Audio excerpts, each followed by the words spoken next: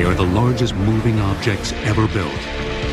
Their fleet carries over 100 million tons of oil in a single day. Targets in wars and targeted by environmentalists, they are an essential lifeline to industrialized nations around the globe.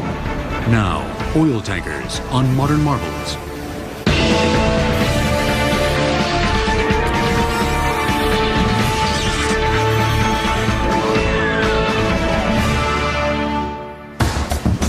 Longer than most skyscrapers are tall.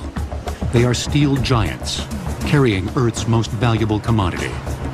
Oil tankers transport over half of the nearly 80 million barrels of oil the world consumes on a daily basis. In an oil-dependent world, no nation consumes more than the United States. But America only produces about 1/3 of its needed supply. The rest must be imported from thousands of miles away. Regretfully, oil is found in some locations that are a great distance from markets such as the United States and in Europe. The only way to move that is either by ship or by pipeline. Oil tankers come in a range of sizes and are classified by their DWT, or dead weight tonnage, which is a tanker's weight when fully loaded. The 5 dominant classes are named Panamax, Aframax, Suezmax, Very Large Crude Carriers, or VLCCs, and Ultra-Large Crude Carriers, or ULCCs. The latter two are more commonly referred to as supertankers. In some cases, a tanker's classification name also specifies the region in which it can safely operate when fully loaded. For example, a Panamax is the largest tanker that can pass through the Panama Canal. A Suezmax is the maximum size tanker that is permitted to transit the Suez Canal. Larger tankers, such as supertankers, have drafts that are too deep and must use alternative waterways. Although oil tankers come in a variety of sizes, they're all built for one singular purpose: to carry oil. Lots and lots of oil. And this lone intent is reflected in the tanker's design. Beneath the steel skin of an oil tanker are a series of tanks subdivided by bulkheads. In a large-sized tanker, tanks are generally divided into 3 compartments that extend the width of the hull, and as many as 40 compartments that extend the length of the hull. The reason for doing that is to prevent the cargo sloshing and to provide stability. I think often the easy way of explaining it is if you were to carry a large bowl of water, I think one becomes very conscious of the fact that it's difficult to maintain the stability. If you can subdivide it by putting in divisions, it makes it a much more stable cargo. Aft of the cargo tanks, at the stern of the ship, is a lone tower known as the superstructure, which houses all the necessary control rooms and crew accommodations. The remainder of a tanker's deck is an array of pipes used to transport oil, either into or out of the tank compartments below. As soon as an oil tanker leaves port, it becomes an entirely self-sufficient floating city, capable of producing all of its own electricity. They have huge generating units and generating electricity to not only keep the cargo contained and heated, but also to heat the ship and to run the equipment. They're very large power plants moving across the ocean. And the larger the tanker, the more easily it can slip through the water. Therefore, a VLCC requires only a single 30,000 horsepower diesel engine for power. The propulsion system consists of a single propeller and rudder, capable of moving a fully loaded VLCC at a speed of 15 knots. Auxiliary generators produce the ship's electricity. Tankers, by nature, are the most energy efficient of all vehicles. In terms of energy per ton-mile of the goods transported, we're moving it at a cost of about 2 cents per gallon.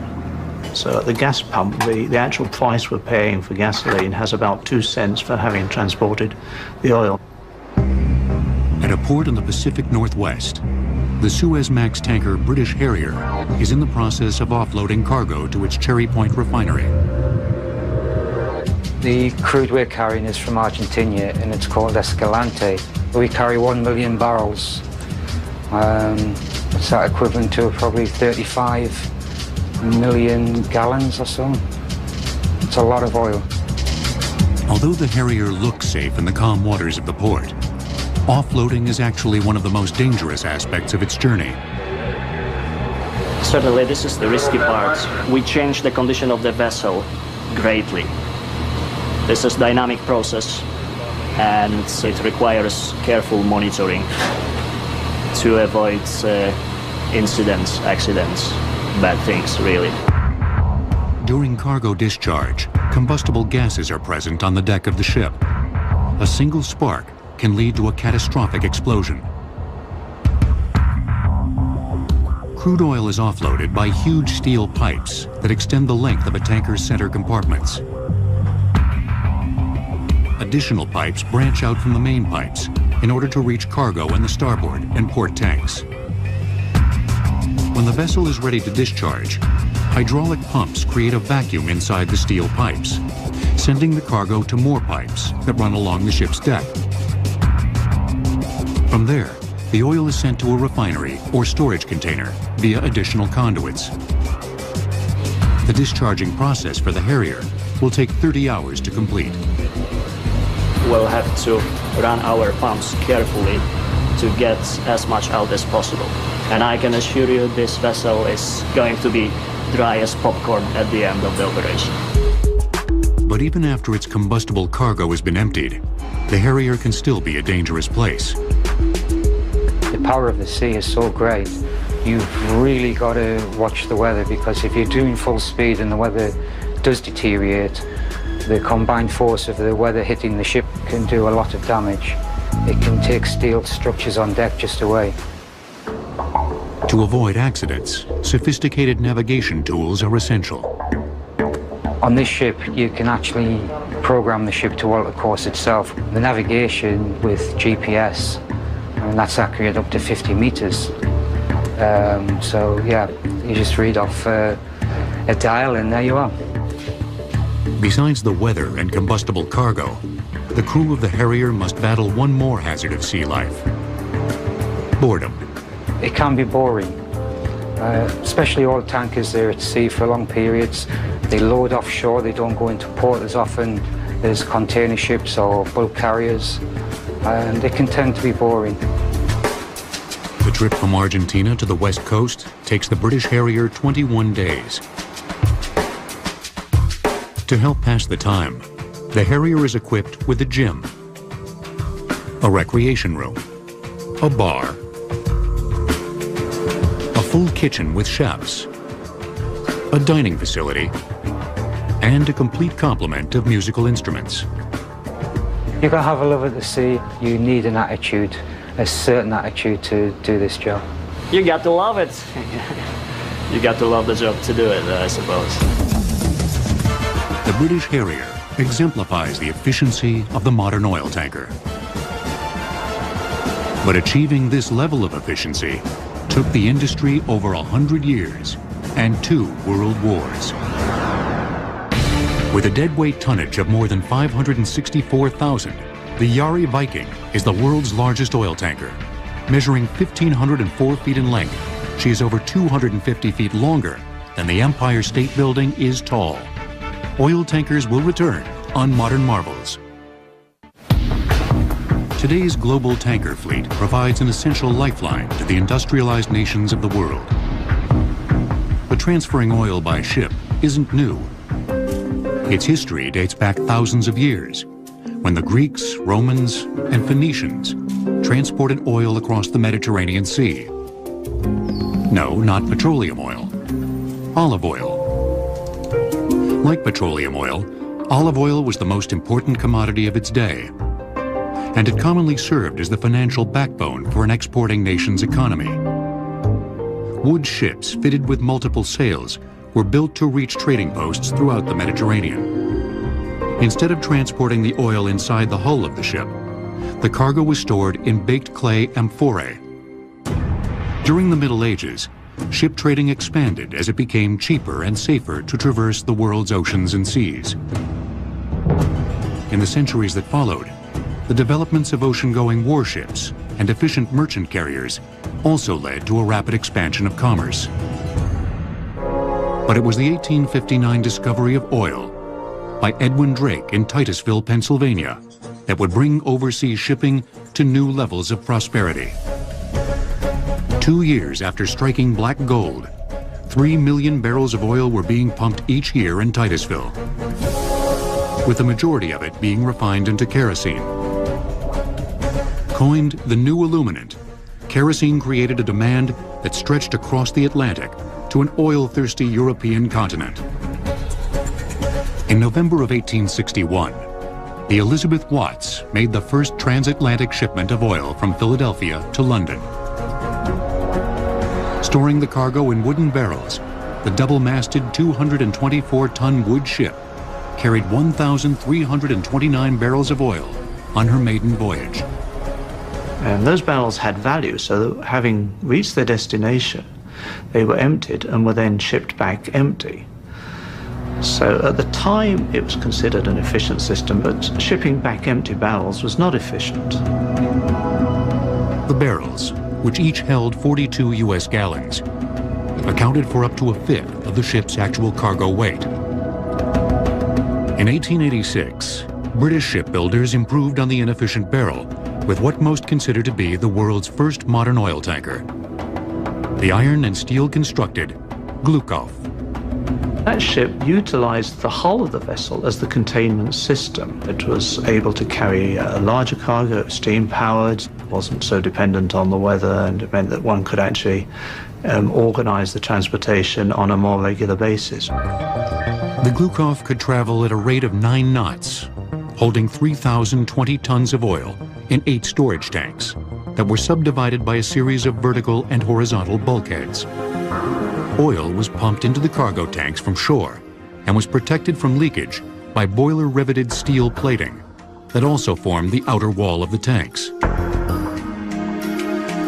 To further maximize the amount of oil that she could carry, the ship's cumbersome engine was moved from middle to far aft. The bridge tower and officers' quarters were relocated to the middle, and the smokestack and crew's quarters placed at the stern. The bow of the ship was home to a raised forecastle that protected her against rough seas and provided storage for supplies. The Glukov's distinct 3-island structure became the standard for tanker design for more than 60 years. In the early 1900s, the world's deep-sea tanker fleet numbered 145 ships, with trading between the United States and Europe reaching 2.3 million tons of crude a year. The largest tankers in the fleet had a cargo capacity of 12,000 tons, nearly 4 times that of the Glukov. But this increase in tanker size began to compromise their seaworthiness. Sir Joseph Isherwood came up with a solution in 1906. When the ship's going through the waves, it's moving up and down and bending in a longitudinal way. And the Isherwood system was developed to provide some longitudinal rigidity to help the vessel in terms of its bending. Before the Isherwood design, ships were built using numerous transverse frames, which formed the ribs of the ship. In Isherwood's design, the ship's frames ran fore and aft, along the length of the ship, parallel to the keel. The frames were then connected to the keel by vertical bulkheads, which also divided the tanks. By 1914, 276 ships had incorporated the Isherwood design. The Isherwood system has been refined and modified, but it is still the underlying system that is employed in the construction of ships. The design system for the modern oil tanker had been achieved. But the onset of the First World War would bring about a new breed of tanker for the military, called an oiler, and a new method of transferring oil, known as underway replenishment. The tanker is a ship that's able to carry petroleum or water or some other liquid substance from point A to point B. An oiler can do that, but it also can do what the Navy calls underway replenishment, whereby it can refuel other ships while sailing across the ocean. In World War I, the strategy of the German Navy focused on Britain's dependence on oil imports to fuel its war campaign. Germany's new weapon, the U-boat, set up a blockade in the North Atlantic to cut off Britain's oil supply. When the U.S. entered the war in 1917, the Royal Navy was limited to a 10-week supply of oil. With little time to spare, the U.S. Navy sent a fleet of destroyers to assist the embattled British fleet. These destroyers had a very limited range. They could just barely make it across the Atlantic.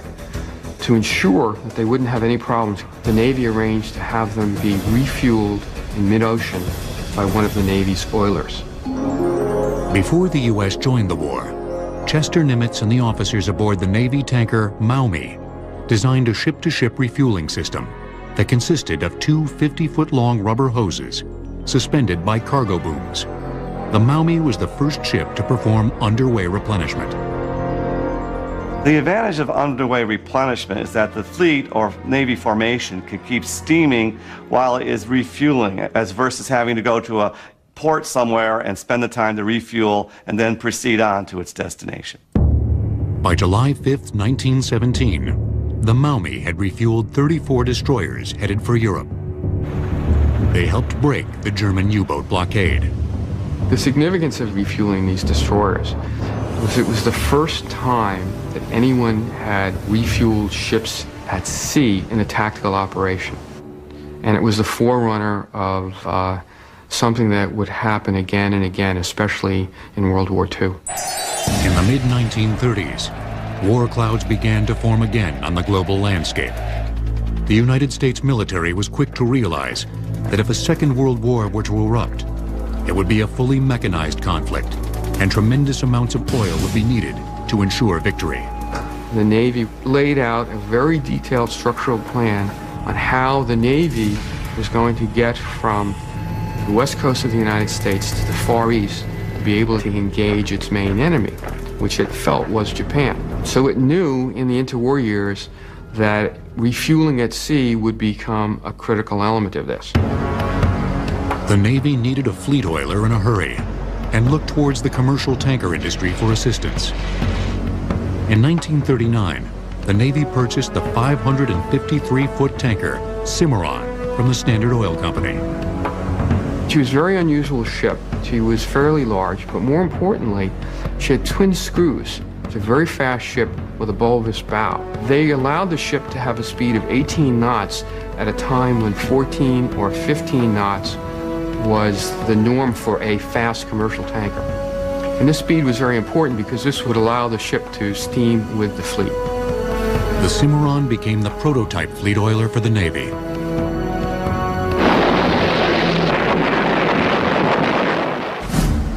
When the U.S. entered the war after the bombing of Pearl Harbor, the Cimarron class quickly distinguished itself in the battle for the Pacific. The real significance of the Cimarron class was that it permitted the United States to conduct the famous carrier raids that we're all familiar with. It's a little-known fact that every one of those raids was accompanied by an oiler. And this was because the destroyers all had to be refueled at sea because they had limited range vessels. In addition to refueling at sea, the U.S. military needed to transfer millions of gallons of oil to the thousands of tanks, trucks, and planes that would be needed in Europe and along the Pacific fronts. Tankers were always a prime target of U-boats because they're important ships. Their cargo was important, so whenever a submarine saw a tanker, it would always go after it. The Allied forces were faced with the challenge of building tankers faster than the Axis powers could sink them. Their answer was the T-2 tanker. It was a standard design which allowed the ships to be built very quickly. They actually would construct segments on shore and then bring them to the building yard. And each time they built a tanker, they learned how to build it faster or quicker. About 525 of them were built throughout the war. They could do about 15 knots. They could carry all forms of petroleum. They were very instrumental in being able to support our forces overseas with large amounts of petroleum products.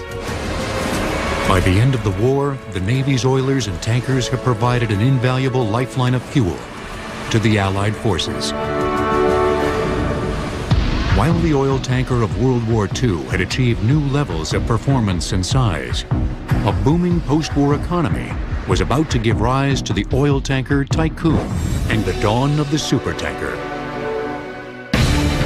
During the invasion of Okinawa in World War II, oilers delivered over 10 million barrels of fuel oil to the fleet at sea by underway replenishment. Oil tankers will return on Modern Marvels.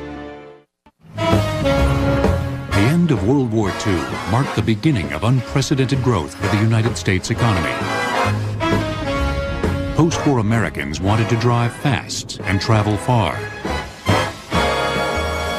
By the early 1950s, American imports of petroleum products exceeded exports for the first time. Oil companies and ambitious entrepreneurs were eager to feed America's high demand for oil and took advantage of a unique opportunity. After the Second World War, the U.S. government has over 600 tankers of all sorts. The American oil companies put pressure upon the U.S. government to sell off these surplus T2 tankers. So for about 4 years, the United States sells over 400 of these 600 tankers to American and foreign oil companies. Many of the T2 tankers were retrofitted by their new owners so that they could carry more cargo. Using a process called jumboizing, the ships were cut in half, and an extra section was added to the middle, thus doubling the tanker's storage capacity. The 1950s also saw a trio of independent shipping tycoons begin to stake their claim in the burgeoning oil trade. Greek shipping magnates Aristotle Onassis and Stavros Niarchos joined American Daniel Ludwig in an unofficial competition over who could lay claim to the title of owner of the world's largest tanker. The competition that existed between the various independent owners was just probably as much ego as it was economics of the day. There was a lot of status carrying, I now have the world's largest tanker. American ship owner Daniel Ludwig chose to go overseas to the Kure shipyards in Japan to build his tanker fleet. That was a surprise to the industry worldwide, because historically the ships were either built in Europe or they were built in the United States. And all of a sudden Japan came in as a third competitor. In Japan, Ludwig found a country desperate for industry and a highly skilled workforce with a proud tradition in shipbuilding. As Ludwig began to build his tanker fleet, Greek shipowner Aristotle Onassis grabbed the title of world's largest tanker owner with the launching of the Tina Onassis in 1952. His Greek rival, Stavros Niarchos, bested him in 1955 with the 47,000 deadweight ton vessel, Spiros Niarchos. But it was political instability in the Middle East that would bring tanker tonnage to unprecedented levels. The Suez Canal, which links the Mediterranean Sea with the Red Sea, provides the shortest shipping route from the oil-rich Middle East to ports in Europe and the United States. In 1956, Egypt nationalized the previously unrestricted passageway. Israel, which relied heavily on the canal for trade, considered this a threat. Joined by Britain and France, Israel declared war on Egypt. The conflict left ships scuttled along the vital waterway, and the canal was closed. Ultimately, the United Nations settled the conflict, and the canal was reopened. But the tanker industry felt it could no longer rely on the political instability of the passageway. There was a realization that the oil that was moving from the Middle East to Europe, to the United States, had to come around South Africa, around the Cape. The route around the Cape of Good Hope and then north to Europe or the U.S. added as much as 11,000 miles round trip to a tanker's voyage. To maintain the normal flow of crude to both continents, tanker tonnage had to increase by nearly 100%. The industry was left with two alternatives: either build a large fleet of small vessels or a small fleet of large vessels. The decision came down to the economics of scale. If you had a box 10 foot by 10 foot by 10 foot, there is let's call it feet. There's 1,000 feet within that box. If you go 20, 20, and 20, it is 8 times the volume. So it's not linear. By just doubling the size, you create huge amount of volume. And there was a rush to build a lot of large tankers, super tankers at that time. A large part of the industry said this is the future.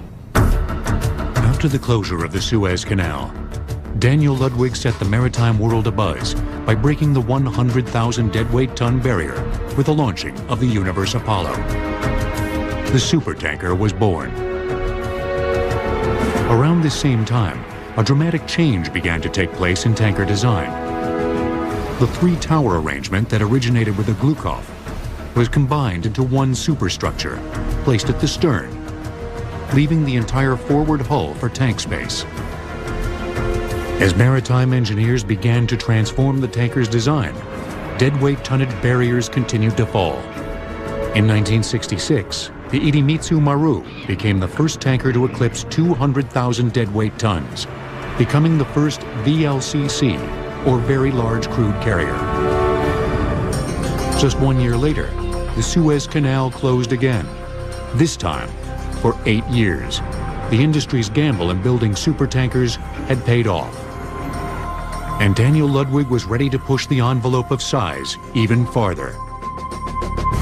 In 1967, he unveiled the 300,000 deadweight ton Universe Ireland. Ludwig had once again established a new record in tanker tonnage.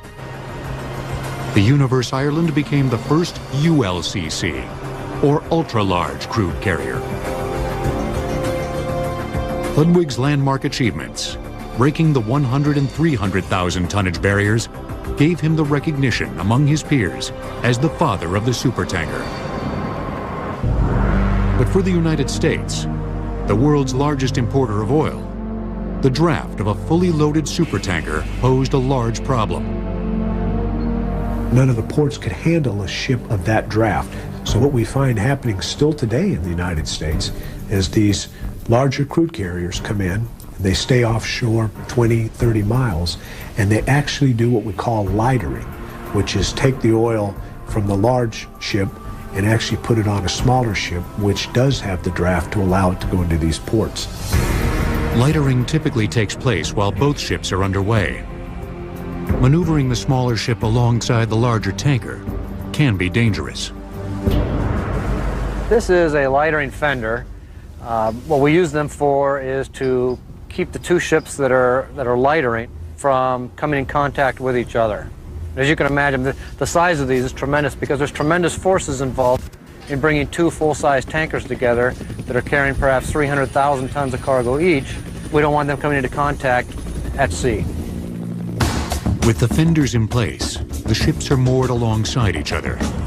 After checking to make sure the tankers are secured, rubber hoses measuring up to 90 feet in length are transferred over to the lightering vessel. Typically, cargo is offloaded using a 250 psi pump, which can transfer oil at a rate of 30,000 barrels an hour. By the 1970s, the growth of the tanker industry appeared limitless. But this burst of growth would soon be stunted by a series of supertanker explosions and several devastating oil spills. A fully loaded supertanker traveling at a speed of 16 knots needs up to 20 minutes to stop. Oil tankers will return on Modern Marvels. the supertanker brought about a golden age in the oil tanker industry. But starting in 1969, a series of accidents placed the industry under scrutiny. In a very short period of time, there were 3 major tanker explosions. That led to immediate concern. The entire concept of the tanker was in jeopardy, as speculation rose that tankers might be floating time bombs, capable of igniting without a moment's notice. An investigation into the accidents found that each explosion had occurred during the washing of the vessel's cargo tanks. When you drain the cargo tanks of the oil, there's always a residual buildup on the inside of these tanks. So what we use is a high-pressure washing system. It's automatic within the tank, and when you induce oxygen through this spraying system, you've got a combustion potential. And the velocity of that spray system actually picked up static electricity. When it hit the sidewall, it created a spark, and the vapors coming off ignited. And it was tremendous tragedy. To fix the problem, engineers designed an inert gas system, or IGS. During cargo discharge, flue gases produced by an oil tanker's boilers are sent to the IGS. The system converts the flue gas to an inert gas, distributing it to the ship's cargo tanks and displacing the oxygen.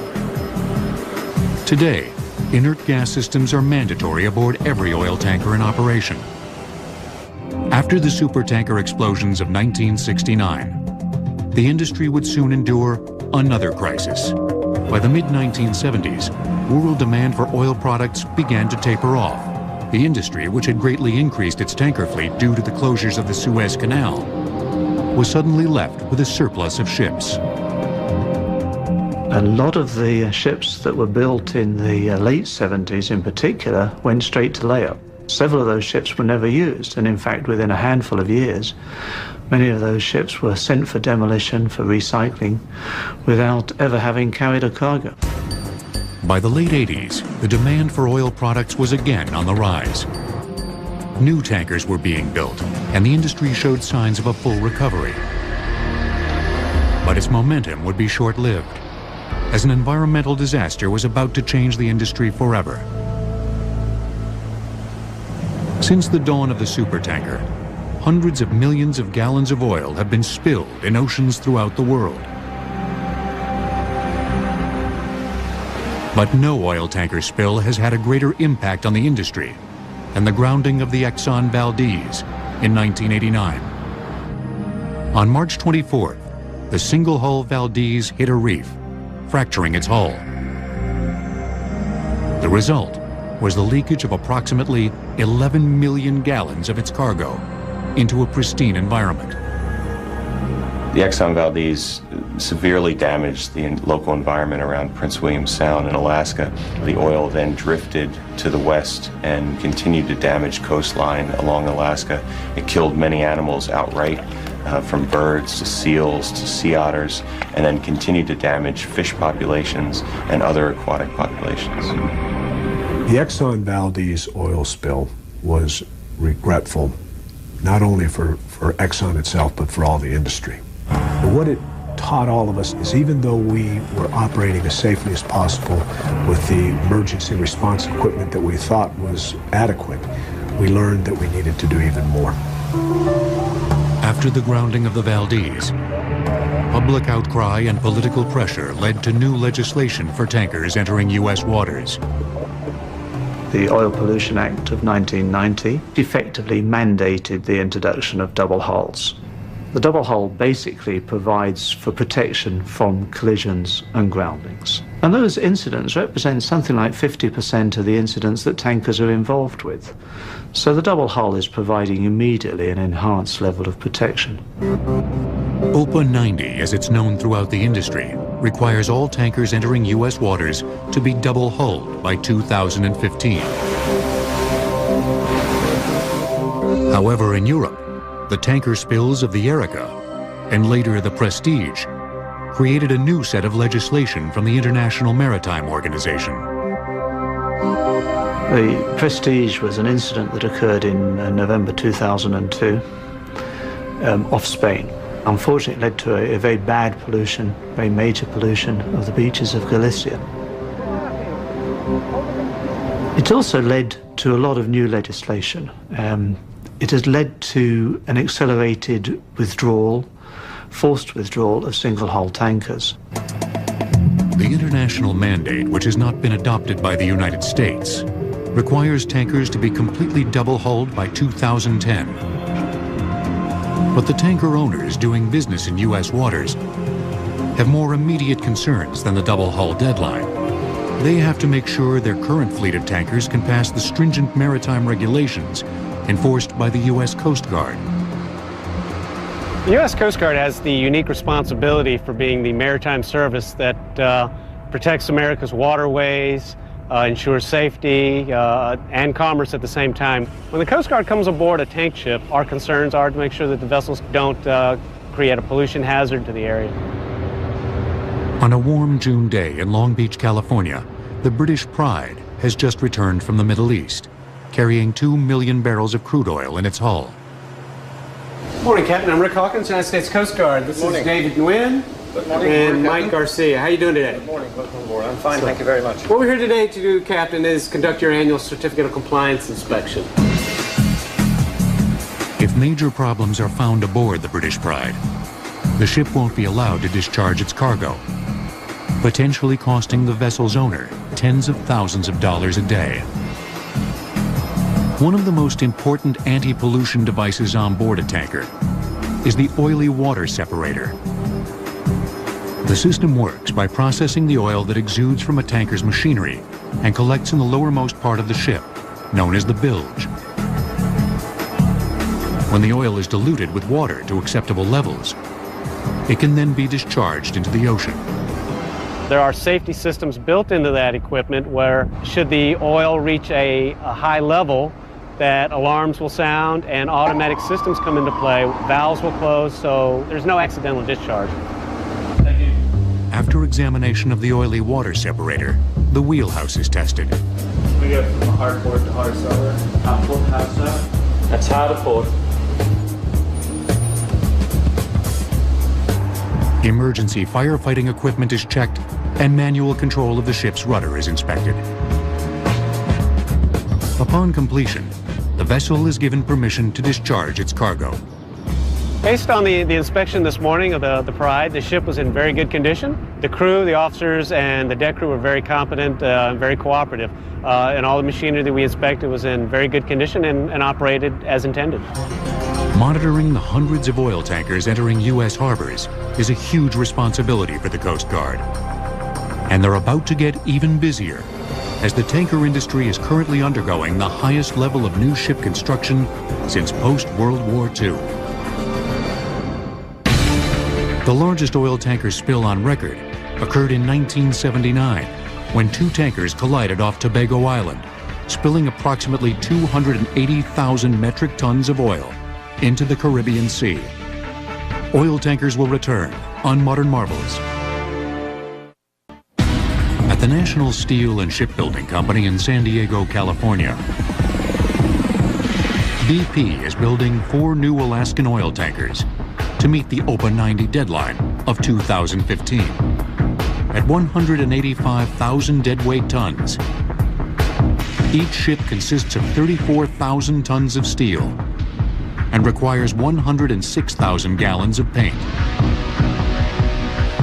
But what is unique about these ships is a redundancy system that ensures a level of safety far beyond the requirements of OPA 90. We call it double-double. It's double hull, double engine, double propeller, double everything. And they're designed to enhance the safety of transporting oil out of Alaska waters. If the engine were to fail, the other one could operate independently and propel that ship. The same with the rudder. If you were to lock your rudder in and you couldn't move that rudder, you could actually shut down that engine and operate off of a separate propulsion system. The rebuilding of BP's tanker fleet won't come cheap, as each Alaskan tanker will cost nearly $250 million. But BP has found at least one way to help offset the cost. Oil tankers reserve several tank compartments to store seawater. This is used to ballast the ship after cargo is discharged. If you take simple idea of an outer wall and an inner wall that we now call the double hull, you can use that space for ballast. When you do, you can use more of the internal tanks to carry more product, crude oil or gasoline or whatever you may be transporting. You actually get more efficient use of the space. The Alaska Frontier will be the first of BP's new Alaskan-class oil tankers to begin service. I name the Alaskan Frontier. When the Alaska Frontier sails, it will be the safest tanker sailing in U.S. waters. However, BP isn't the only company that is undergoing a massive rebuilding of its tanker fleet. New legislation has brought about the highest level of tanker construction since post-World War II. The reason is the industry, ahead of the deadline, is beginning to build their double-hull tankers around the world. By 2010, which is still 5 years before the requirement for all double-hull, approximately 85% of the world's oil tanker fleet will be double-hull. But in spite of the new, stricter laws and regulations, there are critics who believe there are bigger issues at hand. Double-hulling a tanker adds safety, for sure, but it's not going to fix the entire problem. It's a Band-Aid solution in the end. Oil tankers are not the problem. Oil is the problem. Our nation and most nations in the world are over-dependent on oil. We're addicted to oil. While renewable energies are being developed, their evolution remains slow, and the world's demand for oil continues to increase. But oil is a non-renewable resource, and its supply will one day be exhausted.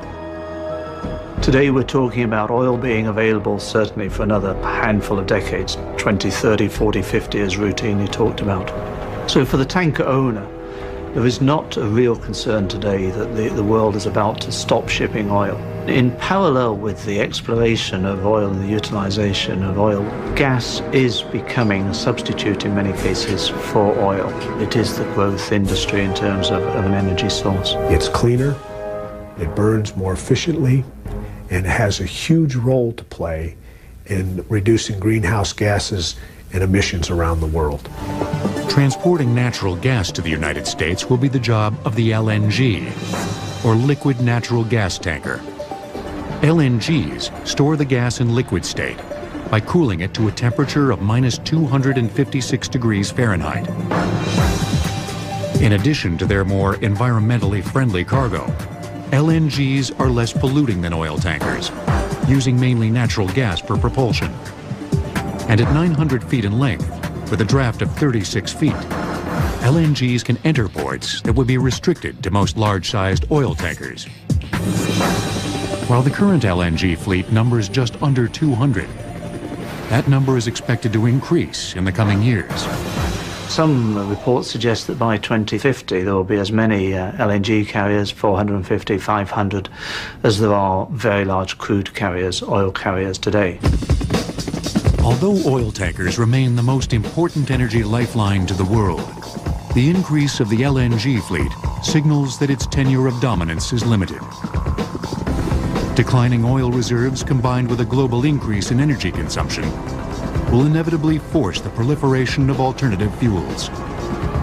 As alternatives emerge, as we start to develop other ways to get around in our cars, hopefully tankers will become obsolete, hopefully refineries will become obsolete, and we will get off of our oil addiction. But the footprint left behind by these steel giants will endure for generations to come. I think in the future there will be a realization that it was indeed a marvel of the time, a necessity of the time. It's an industry that continuously improved, that used innovative techniques to make the movement of hydrocarbons even safer, that supplied much needed energy to places that before ships were built the way they are, we couldn't get the energy to them. The oil tanker will forever be linked to the spectacular growth of the petroleum industry. It will serve as a reminder of a time when nations depended on oil from thousands of miles away to power the industrialized world.